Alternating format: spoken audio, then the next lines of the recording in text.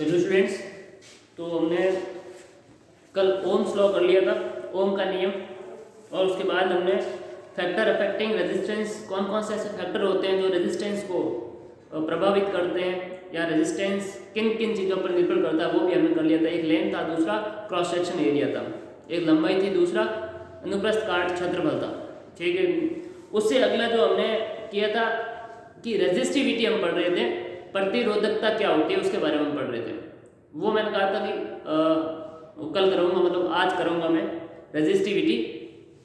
तो जब हमारा फॉर्मूला क्या आया था, हमारा फॉर्मूला आया था तो ऐसा, R is equal to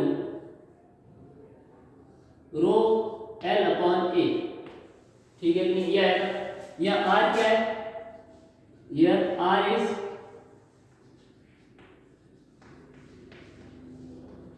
resistance of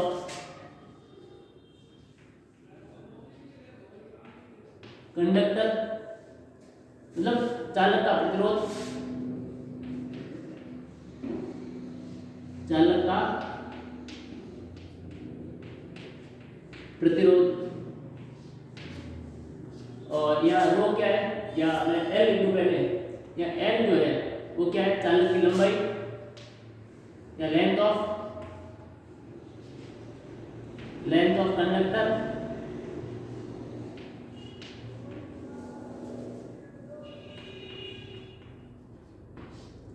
चालक की लंबाई। और यहाँ एरिया क्या है, ए है area, area cross section area of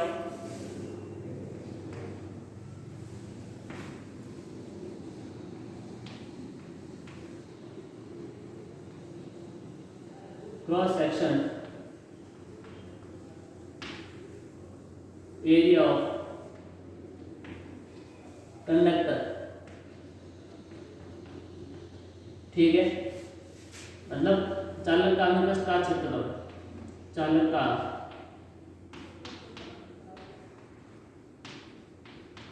अनुप्रस्थ काट क्षेत्रफल। ठीक, देखो, और यहाँ पर जो रो है वो क्या है,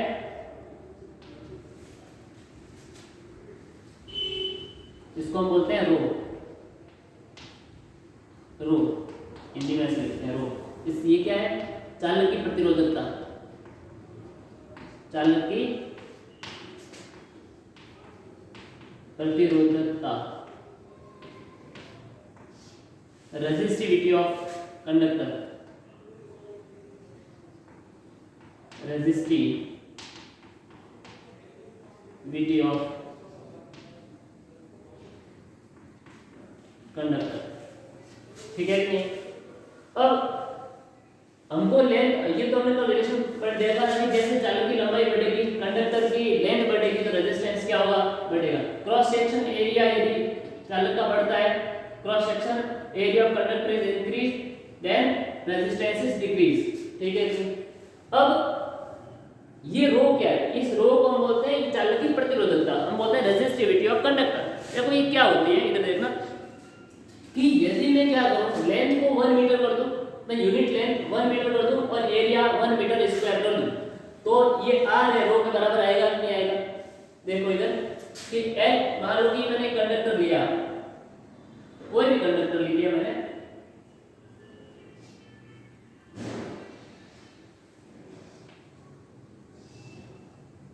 ये कंडक्टर,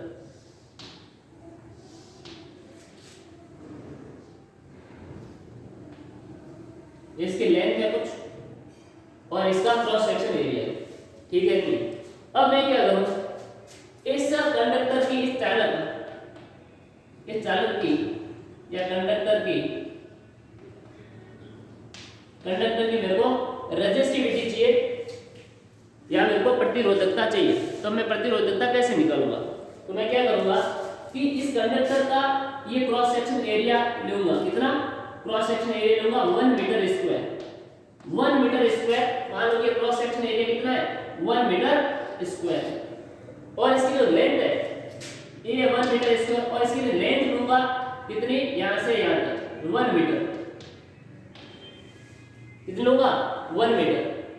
अब देखो तो इस इतने से कंडक्टर की जितना इस मतलब 1 मीटर स्क्वायर एरिया और 1 मीटर लेंथ का छोटा सा टुकड़ा कंडक्टर का मैं लूंगा और उसका मैं क्या कैलकुलेट करूंगा, मैं कैलकुलेट करूंगा प्रतिरोध, और वही प्रतिरोध क्या हो जाएगा इस कंडक्टर की रेजिस्टिविटी 1 मीटर।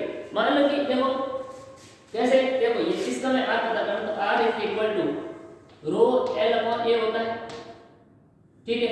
L हमने कितना रखा है L1 मीटर और ये हो जाएगा 1 मीटर स्क्वायर, तो R इज इक्वल टू कितना आ गया रो, ठीक है कि नहीं। इसका मतलब देखो अब इस कंडक्टर की रेजिस्टिविटी कितनी है, इतने से सेक्शन का या इतने 1 मीटर लंबाई और 1 मीटर स्क्वायर के इतने से पार्ट का जितना रेजिस्टेंस होगा वो इसकी क्या हो जाएगी प्रतिरोधकता, और ये प्रतिरोधकता जो है लंबाई के साथ नहीं बदलेगी। कैसे कि सर यहां बताओ कि इसकी प्रतिरोधकता कितनी है, तो भाई क्या लूंगा मैं यहां से 1 मीटर स्क्वायर का ये एरिया अनुप्रस्थ काट और इधर से 1 मीटर, ये 1 मीटर यहां तक, ठीक है कि नहीं 1 मीटर, देखो 1 metre square and this is length is 1 metre. तो इस सेक्शन का जितना ही प्रतिरोध आएगा वो प्रतिरोध इसकी क्या होगा, इसकी प्रतिरोधकता होगी, इसकी रेजिस्टिविटी होगी। अब तो बोलो कि सर इसको हम यहां से काट देंगे तो इसका क्या बदल जाएगा, देखो जैसे हमने लेंथ को छोटा किया, लेंथ को क्या कर दिया हमने छोटा, अब पीछे ये रहा इतना सा, इसको हमने काट के फेंक दिया एक तरीके से, तो इसका क्या बदलेगा, रेजिस्टेंस बदलेगा या रेजिस्टिविटी बदलेगी। तो देखो हमने देखा था कि यदि लंबाई कम हो जाएगी तो रेजिस्टेंस क्या हो जाएगा कम, इसका रेजिस्टेंस क्या हो जाएगा कम, लेकिन इसकी रेजिस्टिविटी नहीं बदलेगी।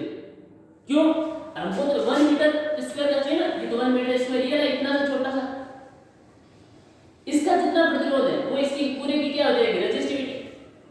तो या एरिया चेंज कर दो या लेंथ चेंज कर दो, उससे रेजिस्टिविटी पे कोई फर्क नहीं पड़ेगा, उससे प्रतिरोधकता पर कोई प्रभाव नहीं पड़ेगा, प्रतिरोध पर प्रभाव पड़ सकता है। जैसे एक आयरन है, मतलब आयरन का ये आयरन का एक मैंने रोड ले ली, ठीक है, आयरन की रोड ली, एक मैंने इतनी ली, एक मैंने छोटी ले ली, ठीक है। अब देखो या एक मैंने इससे और छोटी ले ली,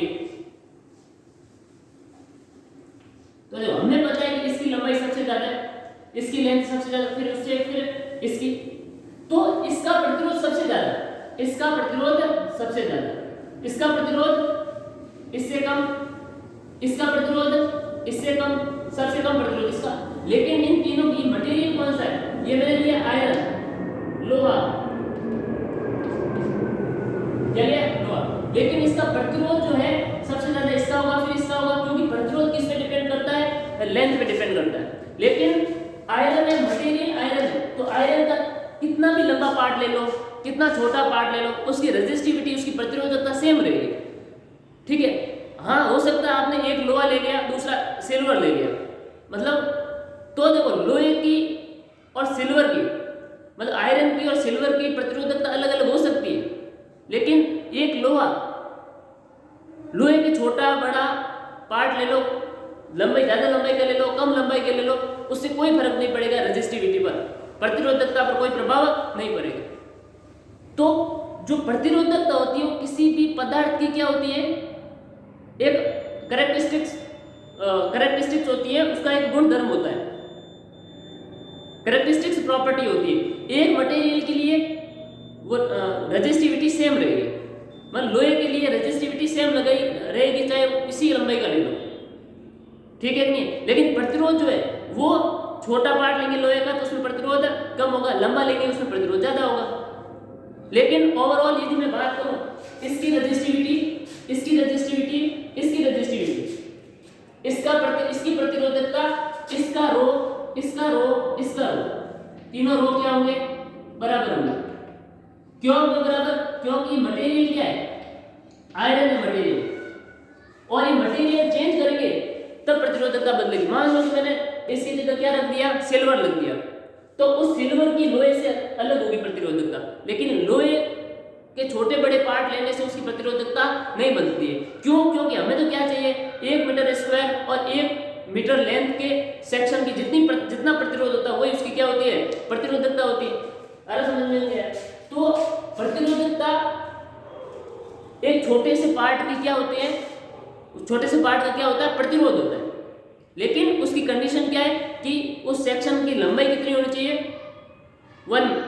सेक्शन की लंबाई जो होनी चाहिए कितनी होनी चाहिए, 1 मीटर होनी चाहिए, और उसका क्रॉस सेक्शन एरिया जो है 1 मीटर स्क्वायर होना चाहिए। ठीक है कि नहीं? अब अलग अलग मटेरियल की अलग अलग प्रतिरोधकता हो सकती है। इसका मतलब प्रतिरोधकता किसका गुण है, प्रतिरोधकता किसी भी मटेरियल का गुण है, कैरेक्टरिस्टिक्स प्रॉपर्टी है किसी भी मटेरियल, किसी भी पदार्थ की। लोहे की प्रतिरोधकता अलग है ना, सिल्वर की प्रतिरोधकता अलग, गोल्ड की प्रतिरोधकता अलग, एल्यूमिनियम की प्रतिरोधकता अलग।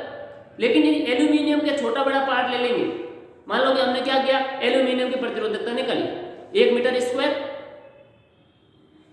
Cross section area and 1 metre length, उसमें जितना भी प्रतिरोध था वो हमने बोला कि इसकी क्या होगी, प्रतिरोधकता। अब एल्यूमिनियम के लिए वो प्रतिरोधकता फिक्स हो गई। अब कितनी भी लंबाई की चीज ले लो, मान लो आपने 10 मीटर ले लिया और आपने एक मीटर लिया, तो बताओ किसकी प्रतिरोधकता ज्यादा, एल्यूमिनियम का एक पार्ट 10 मीटर का है और एक पार्ट है 1 मीटर का, तो प्रतिरोधकता किसकी ज्यादा है? तो प्रतिरोधकता मैंने कहा कि किस पे, पदार्थ पे डिपेंड करती है। एल्यूमिनियम की प्रतिरोधकता सेम रहेगी, मतलब बड़े पार्ट और छोटे पार्ट के लिए सेम रहेगी। हाँ बोल सकते हो कि प्रतिरोध जो है लंबाई लंबे वाले पार्ट का ज्यादा है और छोटे वाले पार्ट का कम है। ठीक है कि नहीं? तो जो प्रतिरोधकता है वो किसी मटेरियल का कैरेक्टरिस्टिक्स है, और ये चेंज कब होगा, जब तापमान तापमान यदि बदल जाए तो क्या हो सकता है, ये प्रतिरोधकता बदल सकती है। इसका मतलब ये हुआ कि जिसका प्रतिरोध ज्यादा होगा उसकी प्रतिरोधकता अपने आप ही ज्यादा होगी। जैसे मैं बात करूं अपने चालक की, कंडक्टर की, उनका प्रतिरोध इंसुलेटर की अपेक्षा, मतलब कुछ चालक की अपेक्षा प्रतिरोध कम होता है, कुछ चालक का प्रतिरोध ज्यादा होता है। तो हमें पता है कि प्रतिरोध कम होगा चालक का तो रेजिस्टिविटी क्या होगी, कम होगी, और कुछ चालकों की रेजिस्टिविटी क्या होगी, ज्यादा होगी। ठीक है कि नहीं? अब देखो ये आयरन की, सिल्वर की, एल्यूमिनियम की, यदि हम मटेरियल बदलेंगे जैसे लोहे से हमने सिल्वर कर दिया, तो लोहे की रेजिस्टिविटी कुछ अलग है और सिल्वर की रेजिस्टिविटी कुछ अलग है। लेकिन लोहे की आप अलग अलग लंबाई की पार्ट ले लोगे तो उनकी रेजिस्टिविटी नहीं बदलेगी, उनकी प्रतिरोधकता नहीं बदलेगी सेम, क्योंकि हमने तो कितना चाहिए, 1 metre square cross section area and 1 metre length. Only resistivity only depends upon temperature, but resistance depends upon cross section area and length of conductor. ठीक है कि नहीं? तो हम हेडिंग डाल देते हैं प्रतिरोधकता।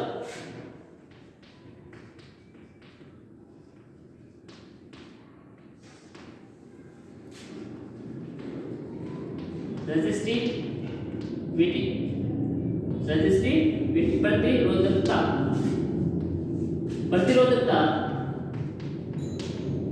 प्रतिरोधकता किसी पदार्थ का अभिलाक्षणिक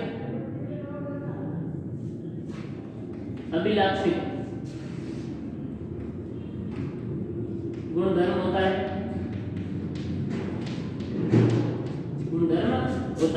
मतलब resistivity is characteristic property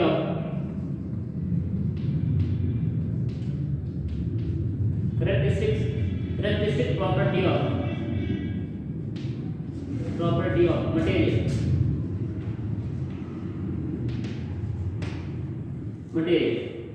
We change the material, the resistivity also change. Resistivity depends upon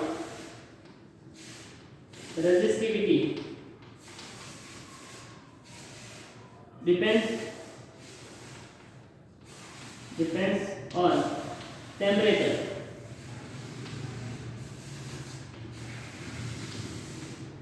प्रतिरोधकता तापमान पर निर्भर करती है। ठीक है कि नहीं? अब देखो प्रतिरोधकता का मात्रा जो मैंने कल बता दिया, फिर लिख देता हूं। प्रतिरोधकता का मात्रा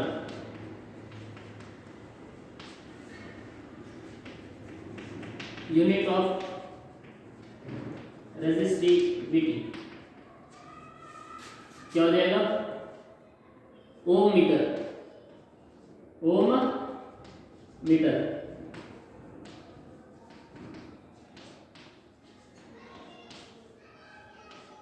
शॉर्ट में कह सकते हैं याद रखने के लिए ओम ही। ओ का मतलब ओम, मी का मतलब मीटर। ठीक है नहीं? अब देखो हम बात करें यदि मतलब रेजिस्टिविटी की, तो चालकों की कंडक्टर जो होते हैं, चालक जो होते हैं, उनकी रेजिस्टिविटी कम होती है। रेजिस्टिविटी क्या होती है? कम होती है। तो देखो रेजिस्टिविटी ऑफ, तब हम बोलेंगे कि conductor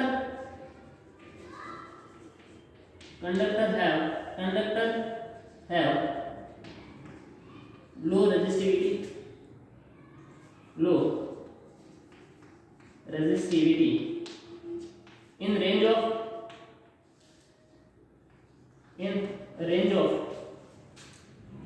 10 to power minus 8 ohm meter to 10 to power minus 6 ohm meter। ठीक है? मतलब चालक की प्रतिरोधकता, चालकों की प्रतिरोधकता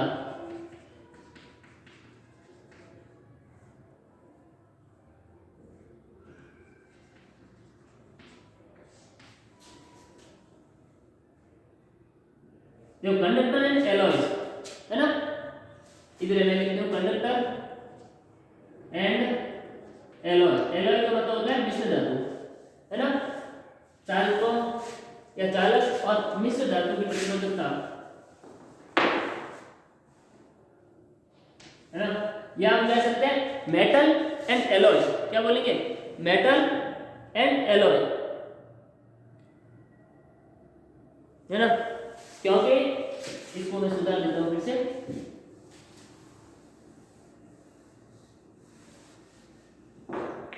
देखो गुड कंडक्टर ऑफ इलेक्ट्रिसिटी कौन होता है? Metal. Metals and alloy have low resistivity in range of 10 to power minus 8 ohm meter to 10 to power 6 ohm meter। ठीक है? मतलब बोलेंगे कि धातुओं तथा मिश्र धातु का मतलब एक या एक से अधिक, दो या दो से अधिक मेटल मिला देंगे तो क्या बन जाएंगे? एलॉयज बन जाएंगे। मिश्र धातुओं की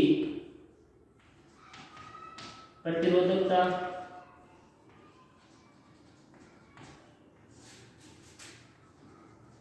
कम होती है, इनका परास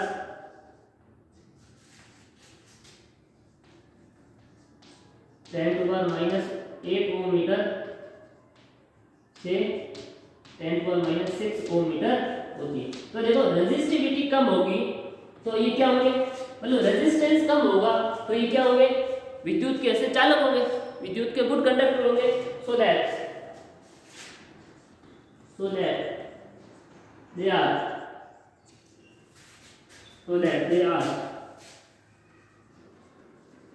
good conductor of electricity.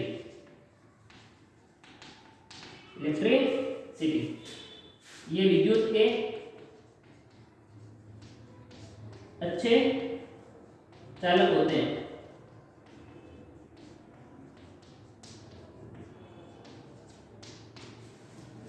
ठीक है, अगला हो जाएगा हमारे पास कि जो हमारे पास नॉन मेटल होते हैं, उनकी रेजिस्टिविटी बहुत ज्यादा होती है, उनका प्रतिरोध बहुत ही ज्यादा, प्रतिरोधकता बहुत ही क्या होती है, ज्यादा होती है। ठीक है कि नहीं? तो resistivity of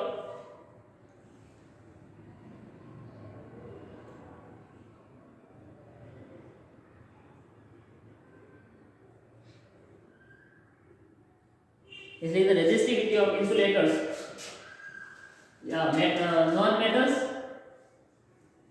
non-metals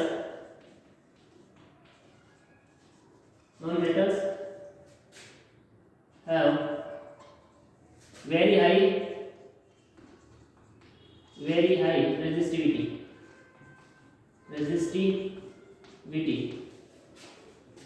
in range of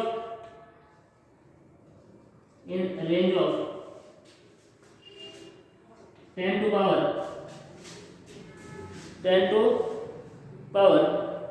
12 ohm meter to 10 to power 17 ohm meter, so that they are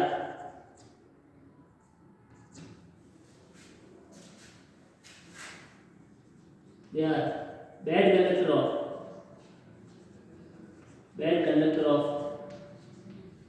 electricity. ठीक है नहीं? मतलब क्या है, इधर लिख देता हूं,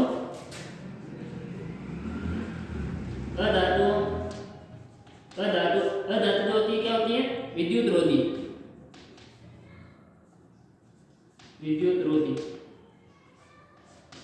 अधातुओं की प्रतिरोधकता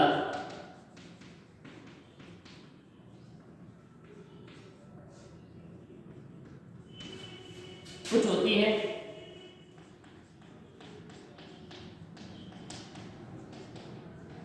जिसका परास 10 to power 12 ओम मीटर से 10 to power 17 ओम मीटर होता है, जिसके कारण ये विद्युत के कुचालक होते हैं। ओके, तो ये था। अभी और जैसे मैं बात करूं अपने जैसे नॉन कंडक्टर में कौन हो जाएगा, रबर एंड ग्लासेस। एग्जांपल में क्या हो जाएगा, रबर एंड ग्लास, और बहुत सारे प्लास्टिक हो गए। ठीक है नहीं? अब देखो ये होते हैं हमारे क्या, इंसुलेटर्स क्या होते हैं, या अधातु जो होती है उनका प्रतिरोधकता क्या होती है, कुछ होती है।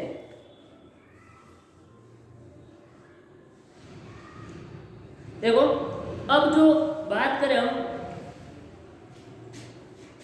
एलॉय की रेजिस्टिविटी, एक बात याद रखना, एलॉय की मिश्र धातु की रेजिस्टिविटी जो होती है वो हमेशा ध्यान रखना उनके कॉन्स्टिट्यूएंट मतलब एलॉय क्या, मिश्र धातु का मतलब बहुत सारी धातुएं से मिलकर बनाए गए। जैसे अलग अलग मिश्र धातुएं, जैसे कॉन्स्टेंटन हो गया, जो कॉन्स्टेंटन है वो अपने बना हुआ है कॉपर और निकल से। मैग्नीन जो है वो बना हुआ कॉपर, मैग्नीज और निकल से बना हुआ है ना। जैसे निक्रोम हो गया, ये अपना बना हुआ किससे, निकल बना हुआ क्रोमियम, मैग्नीज और आयरन से। तो ये क्या है, मिश्र धातु है। मिश्र धातुएं क्या होती है, जो अलग अलग प्रकार की धातुओं से मिलकर बनी होती है। अलग अलग धातुओं को हम क्या करते हैं, मिक्स कर देते हैं, तो हमारी मिश्र धातु बनती है। अब मिश्र धातु जो है मिश्र धातु का की रेजिस्टिविटी जो होती है वो ज़्यादा होती है। क्या होती है? अपने कॉन्स्टिट्यूएंट मेटल से क्या होती है? ज़्यादा ही होती है। मतलब अपने अवयवी धातुओं से क्या, जिनसे वो बनाए गए। जैसे मैं बात करूँ कि कॉन्स्टेंटन जो बना है वो कॉपर और निकल से बना है, तो कॉन्स्टेंटन की रेजिस्टिविटी जो होगी वो कॉपर और निकल से ज़्यादा होगी। ठीक है कि नहीं? इनकी जो है रेजिस्टिविटी वो क्या होगी? ज़्यादा होगी। किसकी? कॉन्स्टेंटन की। उनके कॉन्स्टिट्यूएंट मेटल क्या, किससे मिलकर बना है? वो कॉपर और निकल से बना है। तो कॉन्स्टेंटन की जो रेजिस्टिविटी है वो कॉपर और निकल से ज़्यादा ही होगी। ठीक है कि नहीं? तो इसको लिख लेते हैं।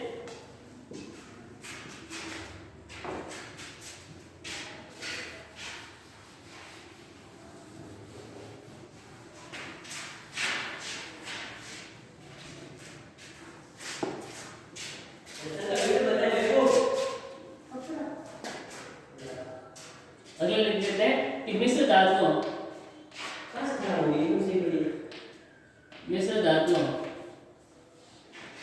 की प्रतिरोधकता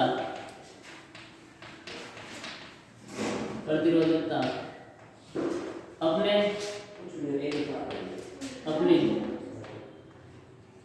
अवयव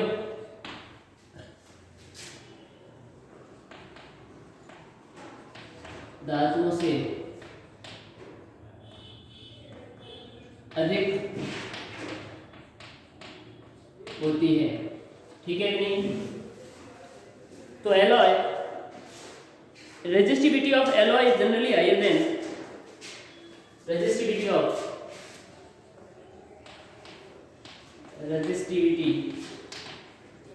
एलॉय जनरली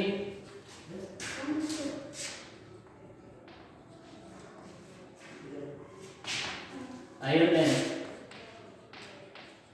constituent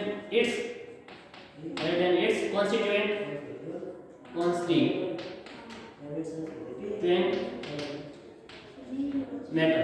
ठीक है नहीं? जैसे हम बात करो अपने कॉन्स्टेंटन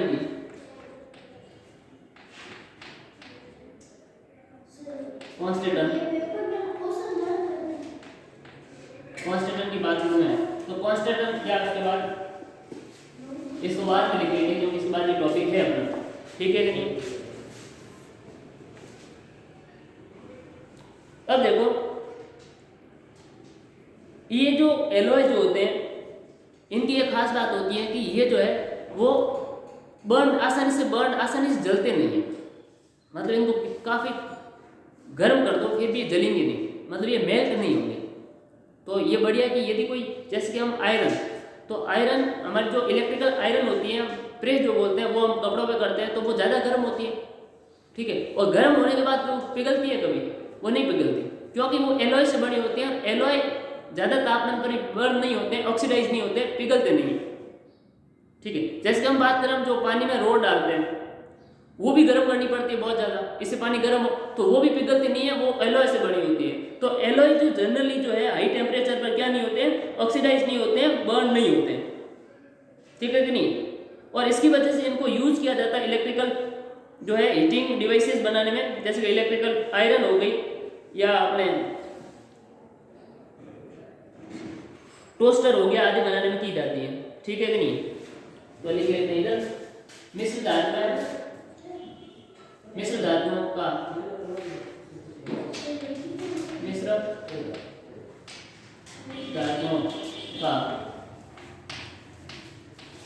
उच्च तापमान पर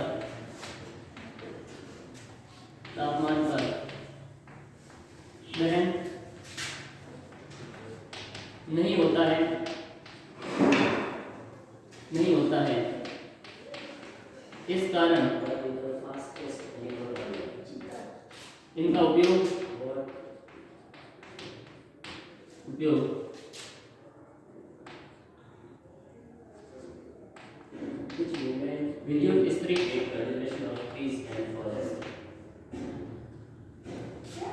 विद्युत इस्त्री और टोस्टर जैसे उपकरण बनाने में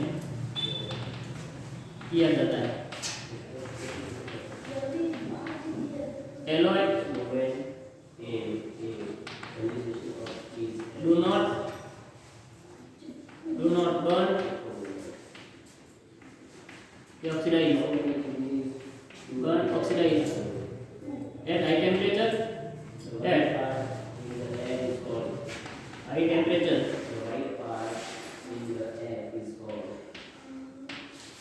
so that they are used in electric iron and toaster.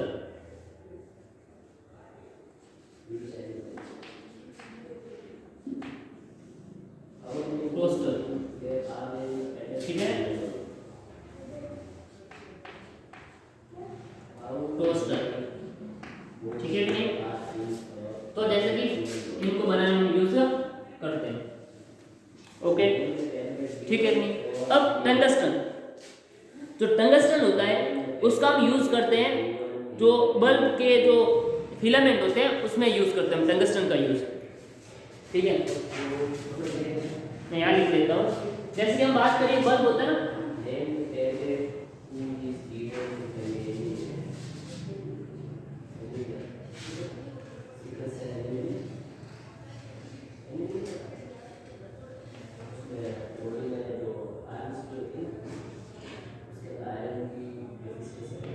ये जो फिलामेंट है,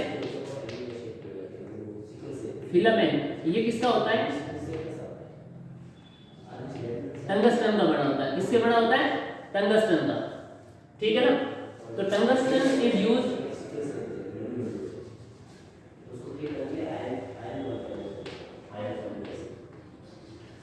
tungsten is used in filament of electrical bulb, used in bulb,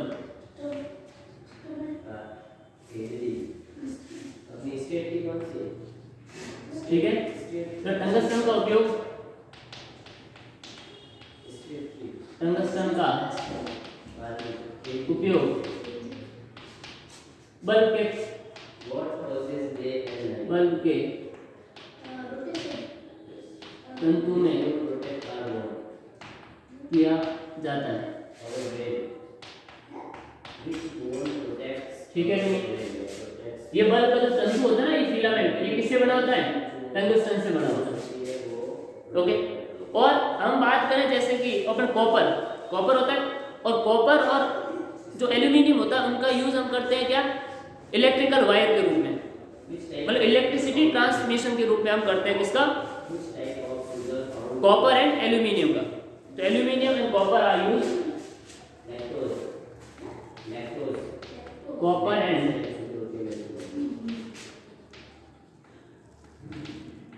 aluminium are use in electricity transmission,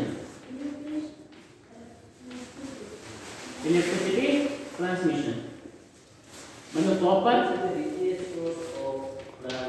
एवं एल्यूमिनियम का उपयोग, एल्यूमिनियम का उपयोग विद्युत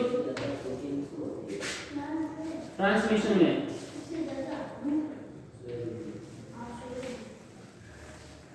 किया जाता है,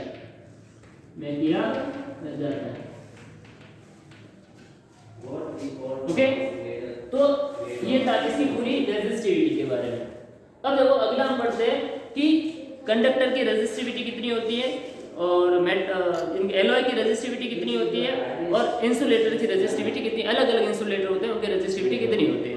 तो फटाफट एक चार्ट को देख लेते हैं कितनी क्या होती है।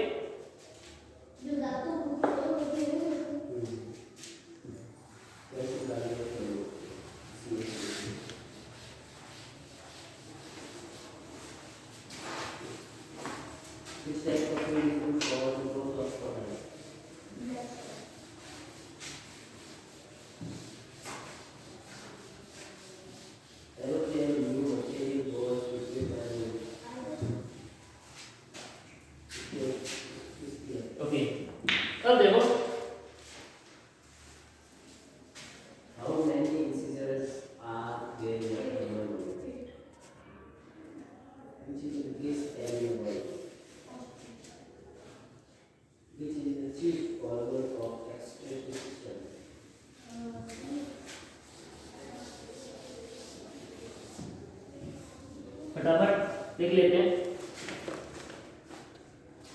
तो पहले लेते हैं मटेरियल,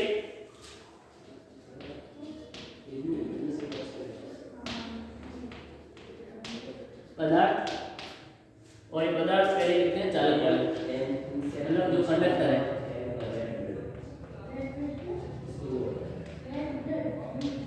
कंडक्टर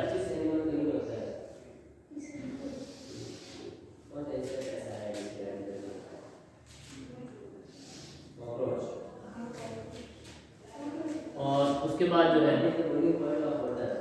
हम लिखेंगे प्रतिरोधकता, प्रतिरोधकता, रेजिस्टिविटी,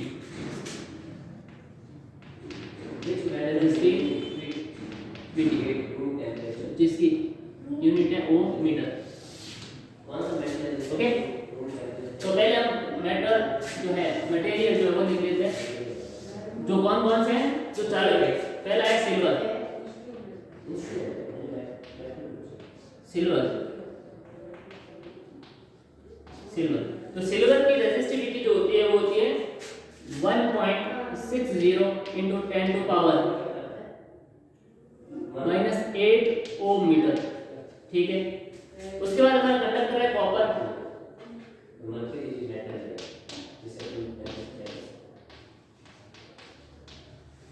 इसकी जो रेजिस्टिविटी हमारी 1.62 into 10 to power -8 ohm metre.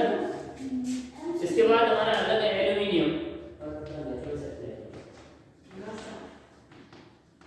Aluminium,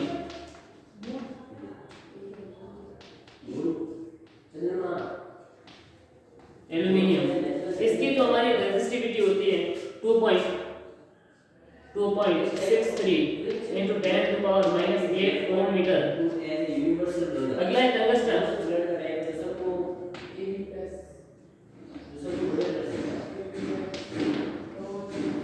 tungsten, tungsten, इसकी हमारी जो रेजिस्टिविटी होती है वो होती है 5.20 into 10 to power -8 ohm metre. अगला है निकल,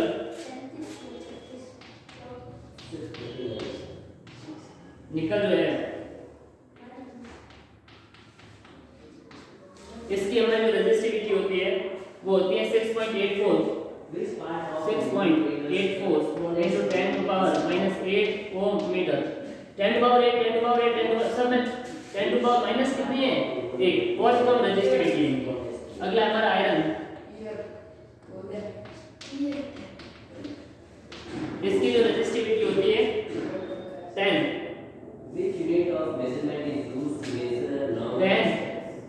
into 10 to power -8 ohm metre. अगली जो हमारी हो जाएगा chromium,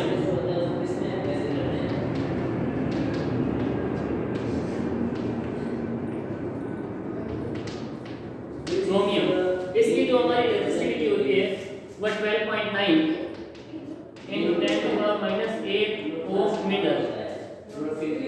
then mercury, mercury,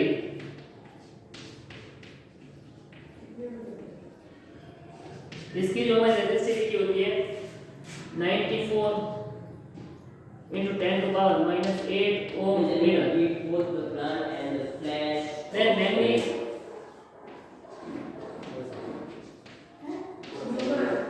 then manganese,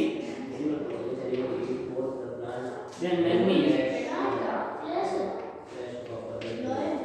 इसकी रेजिस्टिविटी होती है 1.84 into 10 to power -6 ohm metre. देखो 10 to power 6, 10 to power 8, तो इनकी रेंज कितनी हो गई, इनकी रेंज हो गई 10 to power 8 ohm metre to 10 to power 6 ohm metre. ठीक है, ध्यान रखिए ये सारे कौन से हो गए, ये हो गए हमारे चालक या कंडक्टर। अगला हो जाएगा हमारा एलॉय, मिश्र धातु।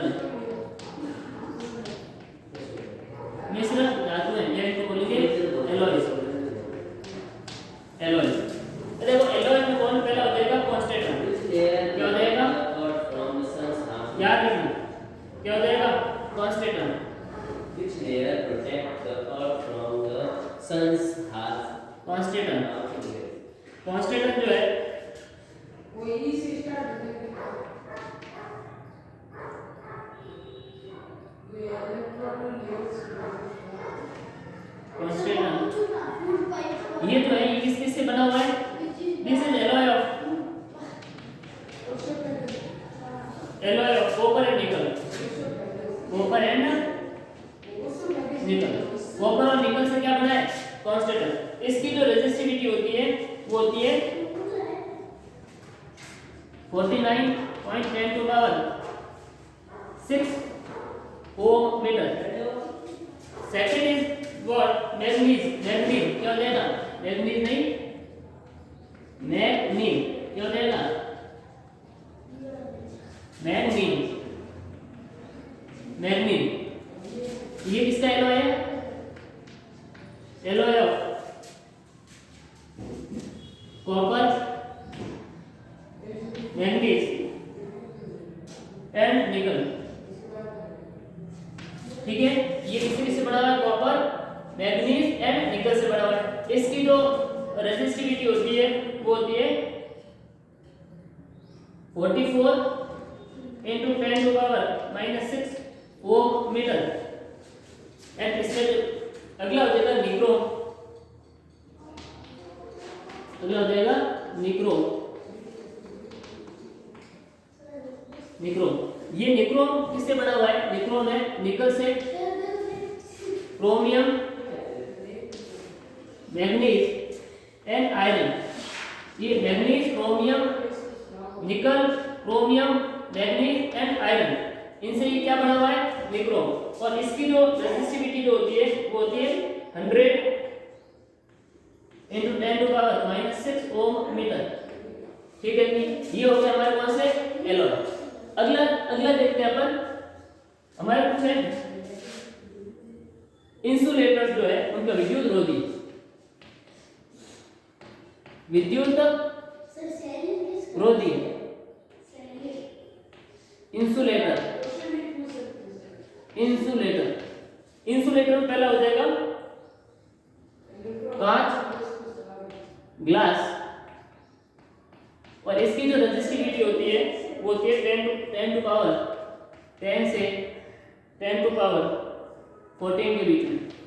ठीक है, देन नेक्स्ट इज हार्ड, कठोर रबर। कठोर रबर मतलब हार्ड रबर। इसकी जो रेजिस्टिविटी होती है 10 to power 13 to 10 to power 16 ohm metre. And then ebonite.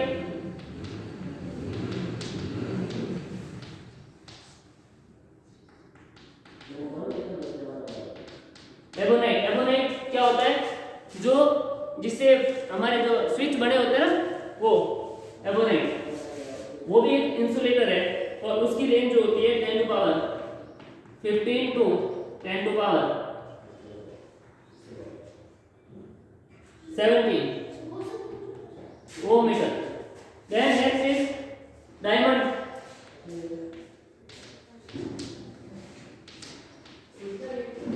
Diamond, next is diamond 10 to power 12 to 10 to power 13 ohm metre.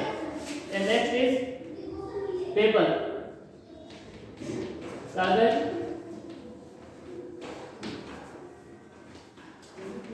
Paper dry 10 to power 12 ohm meter. Okay, ये जो है resistivity है इन सब की। ये जो है इनकी रेजिस्टिविटी 10 टू पावर 10 बहुत ज्यादा है। तो ये कैसे हो गए? Bad conductor of electricity, and these are conductor and alloy, good conductor